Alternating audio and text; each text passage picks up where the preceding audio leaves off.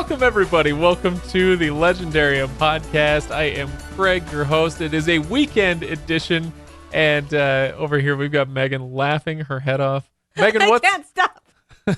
So this is going to be an interesting episode because it literally is just the two of us. We have never done this before. No. In any capacity, not just for the podcast. I don't think we've ever just been in a room without the other guys. That's probably true. Or Stephanie. We're doing okay so far. Yeah, I mean, so far, nobody's Don't nobody's put money throwing on a it, punch. peeps. All right, so today we're doing something different, everybody. We are going to play.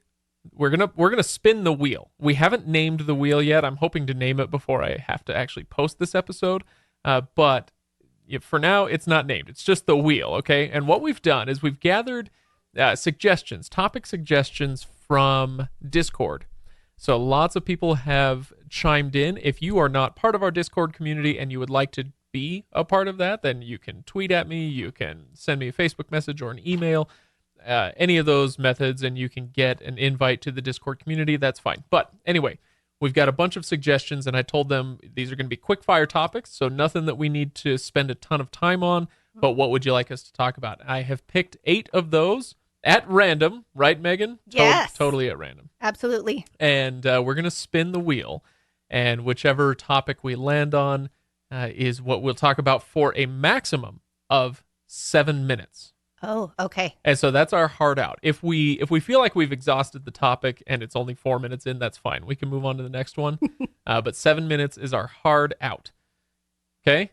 Okay. That's the rule today. And so the topics range all over fandom, fantasy and sci-fi literature and other things, maybe stuff about us, stuff about books, stuff about movies, stuff about being a fan, all that stuff. Mm-hmm. So you ready to talk about some stuff, Megan? Yes. All How right. are we timing this? I've got my phone. Oh, okay. And I will be using that. And so Okay, because I got a fancy new Fitbit, but I haven't used the timer on it yet, so this may not be the best time to try that. now's not the time to test. Fine. Okay, we're already testing the wheel.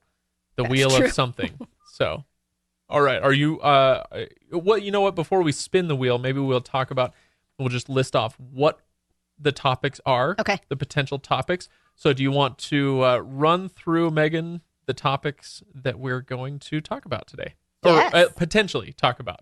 Okay, ones that we could. So if we don't get through these, I don't want to finish that sentence. Okay, so the first one is separating art from the artist. The second is fantasy speed dating. Give a 30 to 60 second description of a book to try to Okay. convince people to read it, Yes. which I feel like that's my everyday. Number 3 is favorite jobs. And I don't know, it doesn't say anything more specific than that. I think that's just our favorite jobs from our past. Oh. Yeah. Okay. Or we could pick a fictional job like Haggard the Gamekeeper or something, like a job that we would want to do. I love that idea too. Okay. So that's number 3. Number 4 is overused tropes and stereotypes and examples of them done well and poorly. Favorite antagonists. Number 6 is when you aren't reading science fiction or fantasy, what do you read? Yep. History, biographies, romance, yada, yada. Number 7, the differences between audiobook listening and book reading. Ooh, that'd be a good one. I know, right? Yeah. And then the last one is maybe how to effectively judge books, see the merit or fail in books, more than just personal likes and dislikes. Okay, so is there an objective way to judge a book? Yeah. Okay, all right. Well, are you ready to spin the wheel and see what we talk Yes. about first? Wheel of the no name, turn, turn, turn. All right, let's That see was what we a got. terrible spin. Number 8. All right, so this came from Siskikur.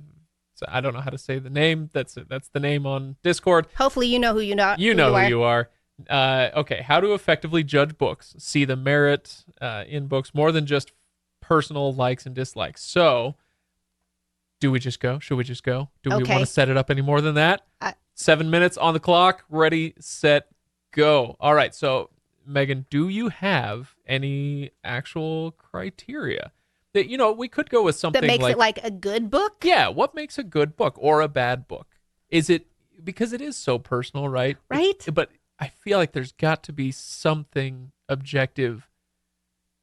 Well, and I have read books that I have not liked that I could acknowledge were really good books. Sure, been there. The one that comes to mind first is Slaughterhouse-Five, Kurt Vonnegut.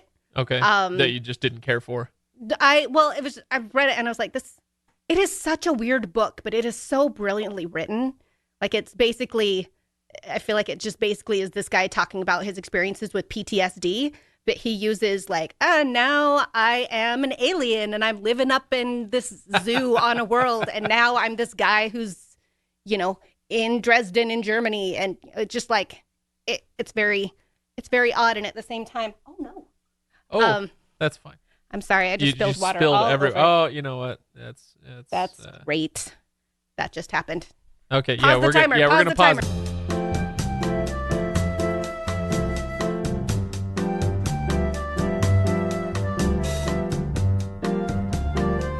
Oh man, crisis averted. Woo! Okay, all right, I'm restarting the timer. What were you saying? Something about Kurt Vonnegut. Just that it was brilliantly written. It was really odd, and I found the characters like kind of off-putting, but it made me think, and I understood exactly what he was doing. Right. You just didn't care for it. Yeah, I don't. On a personal level. Right. I have kind of the opposite, where there are things that are kind of not well written. Okay. But that I love anyway. Yeah, me too. I'm sure you have things like that. For me, it's Eragon. Okay. Have you ever read that? Christopher Paolini? No, I started to read the first one and then didn't for some reason. Yeah, no, that's fine. And to be honest, I've never been able to finish the series. I've read the first 2 books. I think I've read the first 3 books, and then there's a 4th one. And I've tried twice to get through the 4th book, and I've never managed to do it. It just like bores me so much that I can't. Then I'd get distracted, and anyway, just like that sentence, I can't finish it. But all the same, that first book or 2, I kind of like them.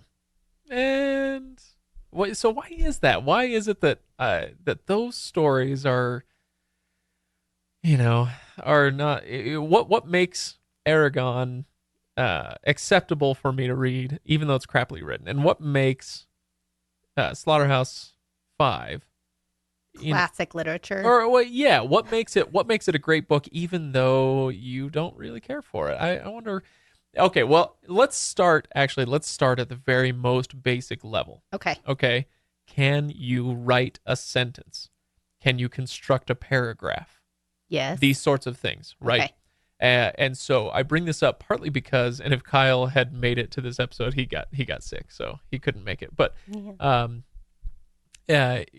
and I read a book one time, or I should say we read the first 10 or 20 pages of a book and couldn't make it past that, because, and I'm serious when I say that this author, and this was not self-published, this went through a small publishing house, but the author could not construct a decent sentence, and they had paragraphs that were clearly unedited. Oh no. Where you have the same sentence, basically the same concept being told twice in a row, 3 times in one paragraph, it was a mess.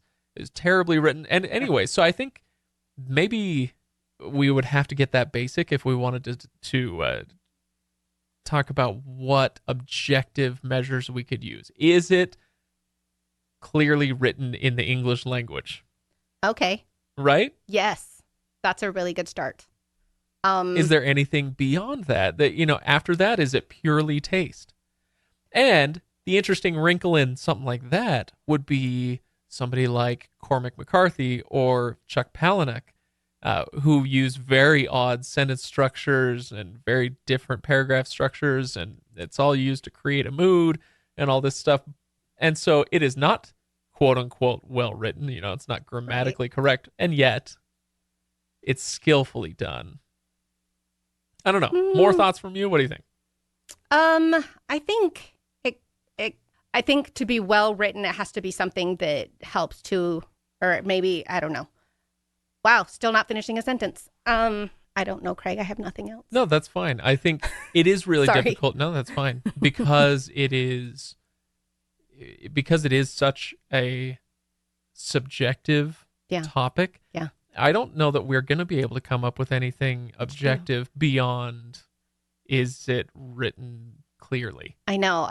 I keep thinking of examples of books that are classics that a lot of people love that I just hate. Like Wuthering Heights. I have never been able to finish that book. Really? I've started it multiple times. Maybe that's one that I'm going to have to listen to on audiobook, because I get a quarter of the way through and I just hate everybody and I find it dull. Okay. And then what's the other one? Oh, Tess of the D'Urbervilles. I actually threw that one across the room. Did you really? Yeah, I was so mad. I was mad because What were you mad at the plot or something? Yeah, I was mad because of the choices that the characters were making and how completely helpless the heroine was the entire book. I don't know if you've read that one, but it just made me very angry. No. All right. Well, how do you feel? Feel like we're good on this one? Yeah. Yeah. Okay. We got a minute to spare. I'm fine with it, honestly. So, minute to spare on that topic. I don't know. There's just really not much more to it than it's all subjective. I would love to hear our readers' thoughts, though. No, that's if true. they wanted to join in on Reddit or Discord. And let us know what you think. But the trick is everybody will have their version of what needs to happen. And maybe we could have gone that route of what makes a great book to you. But that wasn't the question. The question is more than just personal likes and dislikes. Like it could be one of those things where it's like, did the writer achieve their purpose for this novel? Did they have some greater thing in mind? Right. I don't know. But if you take something like Slaughterhouse-Five and compare it to Harry Potter, which I also think is great literature, but that could just be my personal likes. I don't know. All right. Well, I think we're ready to spin the wheel again. Let's do it. Round and around it goes. Number 4. All right. And that is Colonel Rabbit, who wants us to talk about overused tropes and stereotypes and examples of them done well and poorly.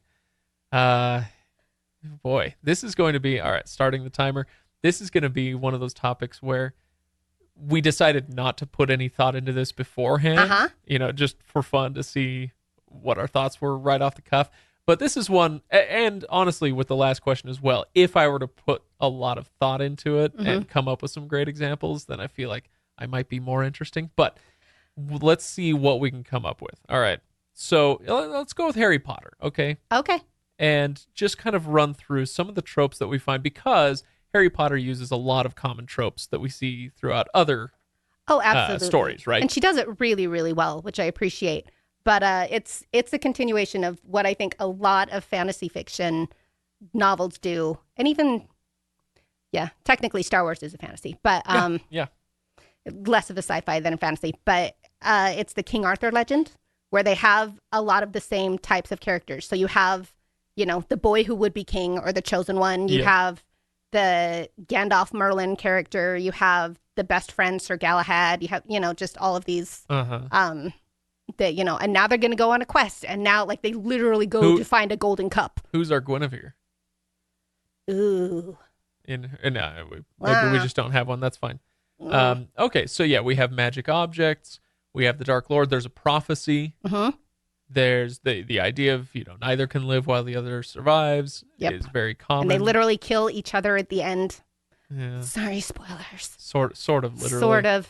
You know what? That's a sore spot for me, but we'd have to come back to that. But they have a similar thing in Star Wars, where, again, you have the boy who would be king, and you have his best friend who's like, a loose cannon knight who's not magical. And then you have the magical Ben Kenobi who guides him along his path. Yeah. Hey, so which of these do you... I don't have a problem with it. It's used a lot. No, totally. But there's a reason it's used a lot, right? Do you actually like these tropes, or do you prefer it when a story tries to avoid those common kind of hero's journey tropes? The hero with 1,000 faces stuff. I tend to like it personally, a little bit, because it can be familiar and give me certain touch points within a story, especially if it's a really large story. Right now I'm reading Wheel of Time. Oh, and man. Where are you at? I just finished book 7. Oh. Yeah. So I'm halfway through. Wow. And I'm liking it, but I'm only halfway through. Yeah. Pace yourself. Anyway, sorry, go on. No, it's all right. That it gives me, a couple of touch points, and I also somebody to identify with, where in my mind, I'm the best friend. So it's like I watch You're the sidekick. I'm not Han Solo, but whatever. But yeah, I'm the Chewbacca. Ron Weasley. I'm Samwise Gamgee. I'm Chewbacca. Who's there to support and stuff while other people do amazing. But, it helps to get me into the world a little bit easier, because I know what to expect. Especially because in a lot of fantasy stories, they take place in a fantastical world that I may or may not be able to identify with. Right. I actually like the best friend trope quite a lot. Me too. Partly because I think there are two types of protagonists, main protagonists. You've got the Harry Potters, and you've got the Frodo / Aragorn, and those are they're different, but I'm lumping them together for a specific reason, because we've talked about this in the past. How Harry Potter is a kind of an empty vessel. Right. He's not a terribly interesting character on his own. It's true. He's surrounded by a lot of interesting characters, but the idea there is you can pour yourself into that character, right? And then on the other hand, you have somebody like Frodo or Aragorn, also protagonists, but very strong and definite personalities. They are their own characters, right? I don't see myself in Frodo. I don't see myself in Aragorn, at least not much, Yeah. But in those stories, especially, the best friend trope is much appreciated because that can be a viewpoint that we can use to see the main character and to understand the main character. Well, and then there's the person that kind of who helps to explain what's going on in that world, or everybody's explaining to them how things are working. I think about the West Wing. Yeah. Like the West Wing is filled with characters who are very intelligent people. And then you have Donna, who's like the assistant, who's like, I don't understand. What are you talking about here? And so they'll all explain it to her. Right. And I just think, hooray, because I don't understand politics either. So Donna is my person standing in for me. Yeah, it turns out neither does the guy who wrote the West Wing. What's his name? Aaron Sorkin. Aaron Sorkin, that's right. Yeah, I just made a bunch of enemies, but I'm just going to go ahead and say it. Womp womp. Womp womp. Okay, so other tropes that we want to talk about. Magical objects. Do you like, so in Harry Potter, it would be the Horcruxes, Horcruxes? Or you've got the One Ring, or you've got, pick a fantasy novel. Oftentimes there is a magical object. Do you like it? Like the magical object that they go searching for? Yeah. Yeah, the glowing MacGuffin. I actually quite like it. Okay. I because it is a great storytelling device. You've got to go on a quest. Well, why? What for? There's got to be a thing, right? That's so they true. Gotta there go has to be an endpoint. And it's preferable. I prefer a magical object to a person most of the time. I think it can be done well when it's a person, but a lot of times you get the damsel in distress scenario, and that's maybe less interesting. But also with magical objects, maybe more than people, you can be really creative and inventive with them. And so I'm thinking of one of my favorite magical objects of all time, the Sword of Shannara, which is Terry Brooks' novel from 1977. Okay. And the characters go on this quest, and they have to get this sword that will destroy the evil warlock lord. And the way that it does that is the sword is imbued with truth. And anybody who touches it is faced with the truth of who they really are. Oh. And so if you touch it, or if you're struck by the sword or whatever, then it's not that it's not going to slice you and dice you. The point is that if you can't handle who you really are, the truth about yourself, it will destroy you. It'll consume you from within. That kind of thing. Like, that is really cool. Isn't that cool? Yeah, it is. I think that's a really good idea. Oh. Well, I thought it was a really good idea, but we already talked about that in episode 50 something. I don't know. We talked about the Sword of Shannara a while ago. All right, we ready to spin again? Yeah. Okay, here we go. All right, we've done 8 and 4. And spinning. Number two. Number 2. All right. This is another Colonel Rabbit. Wow. It's a rabbit-heavy episode here. So Colonel Rabbit asks, fantasy speed dating, give a 30 to 60-second description of a book to try to convince people to read it. Okay. Now I got to start my timer again. No. Now, here's what I want to do. I want you to close your eyes and vamp into the microphone for a second, but I'm going to go over to the bookshelf. I'm going to pick a book that I'm pretty sure you've read and then ask you to elevator pitch it in 30 to 60 seconds, okay? Ooh, okay. So I mean, I have read a lot of books. Well, that's good.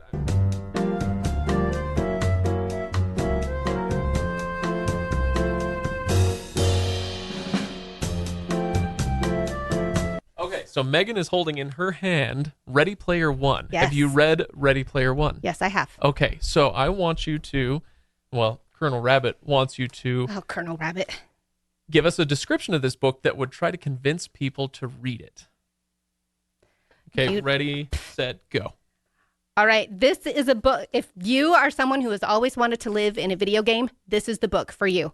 In this book, we have a man who lives in a future dystopian, teenager who lives in a future dystopian world where real life sucks. So everybody spends all their time on the internet playing the game. And one day, the creator of the game starts off. This is hard, isn't it? It's really hard. Starts off a quest. I don't know, a game that everybody can play so that they have to get a certain amount of keys, and at the end, whoever wins gets to be the leader of the game. Ruler I'm of the really game. good at this. Yeah. The ruler of the game. The end. But it's also the president of the company. You get billions of dollars. Right. And your part of the world doesn't suck as much as the rest of it. There you go. Okay. And so our plucky hero must band together with a bunch of other people who he's never met in person and may or may not be what he thought he was. Right on. In order to win the game. Okay. Does he win? I don't know. Read it. Find out. Or go watch the movie, but it's not as good. If I were to pitch Ready Player One, I'd probably say this is every quest story that you've ever read. Yeah. But the difference is that it's in a computer simulation in the future instead of kind of sword and sorcery past. Yeah. Even though it does creatively involve a little bit of that too. So remind me, in Ready Player One, do they, like, if their avatar gets punched in the face, do they feel like they were punched in the face? no. Oh, okay. Although they can buy suits so that if they get hit, it'll make them feel it. Yeah. But why they would do that remains a mystery. They do have to maintain their bodies outside of the game. Okay, so I'm going to turn slightly away. I want you to go to the bookshelf and pick a book that I will choose that I will have to pitch to a new reader, something for them to read. What I'm really hoping you don't pick is something I haven't read, like Dresden or Dune. Those are on my TBR pile, but I have read most of what's over there on those shelves. So it looks, out of the corner of my eye, it looks like you have picked a book, and I'm nervous because you're not sure whether you should give it to me. Oh, no. Oh, okay. All right. I know you've read this. This is H.P. Lovecraft, the complete fiction. So all of Lovecraft's fiction bound together. This is one of those Barnes & Noble copies. They kind of do those pretty hardbound books that you can buy. So this includes The Call of Cthulhu, The Mountains of Madness, The Dunwich Horror, and The Color Out of Space, and many more. Okay. Sorry, that's not one story for you to recap. That's okay. So. No, but and it's not like I would hand somebody this book and say, you need to read the whole thing, because this is well over 1,000 pages of pretty small print, right? He was a prolific author. Now, there has been some debate on our Discord server about H.P. Lovecraft and whether he's worth reading these days, because the man was quite the racist, and I didn't know that. That sort of bleeds through into his writing. But I would actually still argue that he's worth being read, not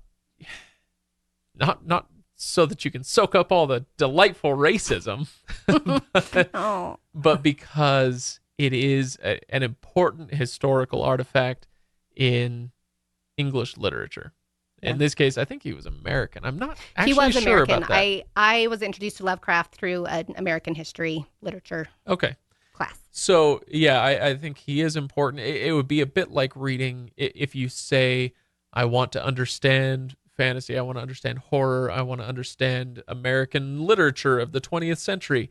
You can't do that without reading certain authors, at least a little bit. You don't have to read everything he ever wrote, but you need to familiarize yourself with these people if you want to understand the history of these things. And I think it's a worthwhile subject to pursue, understanding where we got these tropes that we talked about earlier, and where we got some of these stories. And so H.P. Lovecraft fits that bill. And I would actually, so if I handed somebody this book, I would say read a maximum of 3 of these stories, because once you've hit 3 of them, all the other ones are going to be pretty recycly. Yeah. So it's true. But it's interesting how every once in a while something from a Lovecraft story will pop up in pop culture. Like, isn't there a Metallica song called The Call of Cthulhu? Call of Cthulhu. Yeah. There's another one based on Lovecraft, but it's neither here nor there. Okay. Anyway, but it's similar to, for me, it's similar to saying, I love rock and roll, but I don't really care about the Beatles, and no, I've never really listened to them. Well, to me, that's unacceptable. Right. It's not that you have to love the Beatles, but you need to be familiar with their greatest hits, at least. It's right. True. All their number 1 hits. And H.P. Lovecraft is not in Beatles territory necessarily, but he is an important part of the landscape of horror and American literature more generally. Plus, then you get all the memes. There's a ton of great memes involving Cthulhu and all that stuff. So gotta get all of those. So I don't know. How did I do? I think you did a good job. Yeah. I think it's more of a niche story. Yeah, okay. Well, there you go.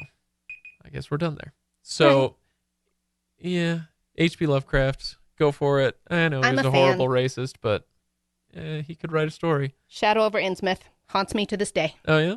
I had to read that at 3:00 in the afternoon, and I was still terrified. I made the mistake of starting with At the Mountains of Madness, which is one of his longest stories, if it's not his absolute longest. And I don't think he was quite built to write long form. Okay. He's a short story writer, and this one was, 100 pages or something. It's definitely not a short story. It's more like a novella. And I don't think he could quite maintain a story for that length of time. Okay. All right. Well, that's our 3 topics. How are you feeling? Do we need a bonus one, or do you feel like we've spun the wheel enough? Let's do it. I could go either way. You want to do a bonus Let's do one more. But we're going to do a bonus topic, but this time we're going to set the timer for 3 minutes. Oh, no. A 3-minute timer. Here's our bonus round. Go ahead and spin the wheel. Okay, I've got my timer ready. And it is stopping on number 5. So help me if this is Colonel Rabbit. I'm going to lose my mind. It's not. It's QWERTY.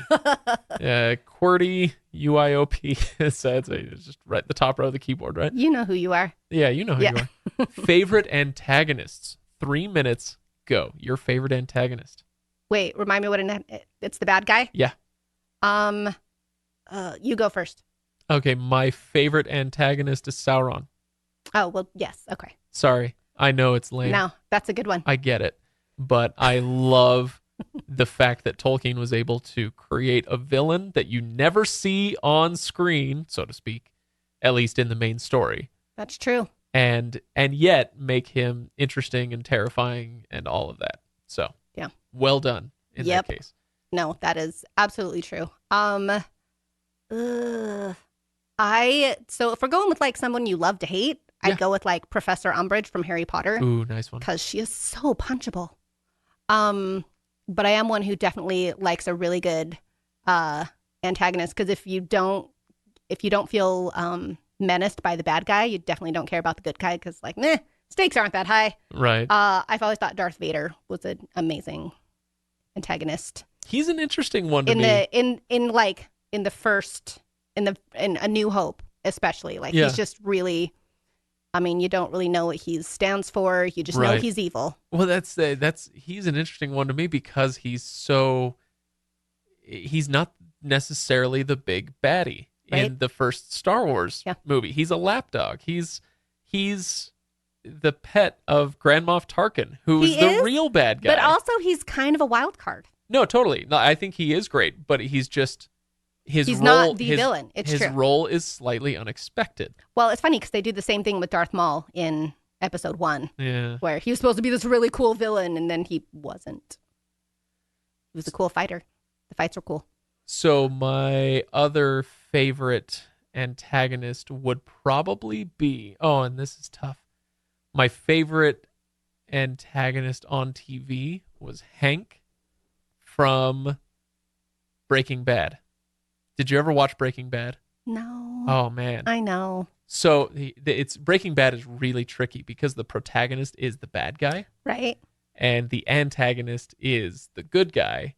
Oh. But anyway, so the antagonist is Hank, but he's the not FBI. He's the DEA agent who's the brother-in-law of the protagonist, and he's on his trail and all this stuff, and it's all twisty and turny. Okay. It's a great show. You really need to watch that I show. know. Anyway, but when we start the show, we like Walt, the protagonist, who turns out to be the bad guy, right? Right. But we like him. He's likable and he's interesting. But then we realize pretty quickly, oh no, he's a terrible, terrible human being. But Hank is kind of the opposite, where he's this kind of douchey bro character. But then as the series progresses, we become more and more enamored with him, and he's more interesting and likable and sympathetic. Oh, there you go. There's 3 minutes. All right. Anyway, so he might be my favorite antagonist, but in a twisty way. There you go. He's a hero antagonist. Anti-hero tag. No, I'm terrible at this game. A herotagonist. Sure. English majors are There nerdy. we go. All right, so hopefully that was fun. You know what, I had a good Megan? time. Yeah, I can hang out with you.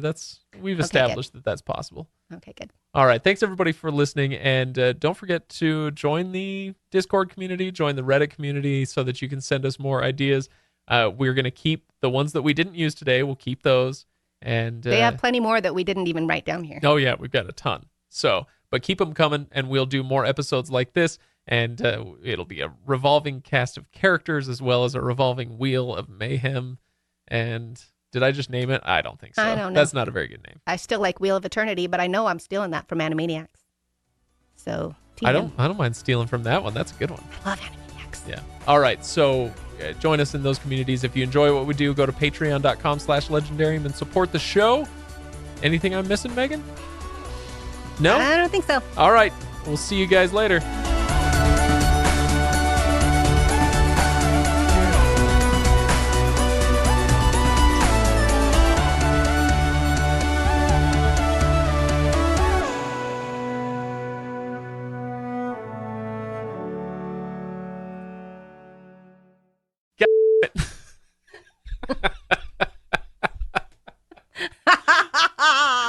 We knew this would be troublesome. I know.